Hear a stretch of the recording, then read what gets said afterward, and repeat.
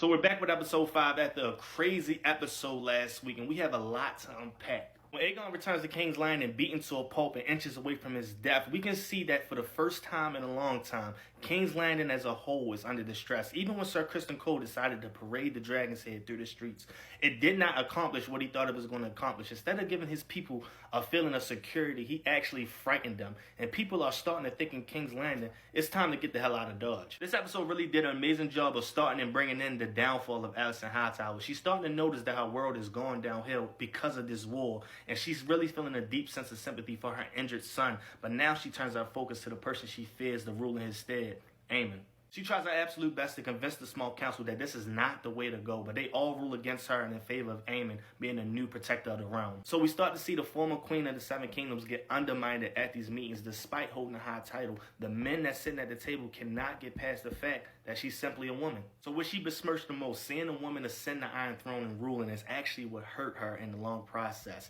True full circle moment and a hell of a writing job by the writers of this show. Then Damon's time in Harrenhal is really starting to make his mind become undone. This is a much different Damon Targaryen than we've seen in season 1. His deepest ambitions used to be what made him strong, but in this season we see it crippling him. And it's just insane to see such a legendary character fall victim to his own disorientation. But he did manage to secure House Bracken to his cause, which is a major win thanks to House Blackwood. And I absolutely love that the show is making the Blackwoods an intimate part of season 2, but I just got one question. Where the fuck is Bloody Ben? We even see that Rhaenyra's small council is starting to become overwhelmed, especially when they lose Princess Rhaenys and their largest active dragon. So they need a plan right now because they're getting destroyed. But Jason's the one who really saves the blacks in this episode. He manages to find a way to make an alliance with the Freys while also finding out a plan to get more dragon riders on the fight. So we're about to get the outcast of House Targaryen riding the legendary dragons Vermithor and Silverwing. Man, I can't wait. With episode 5 premiering last night, we're at the halfway point for season 2. I cannot wait to see the rest of the fight. I'm ecstatic.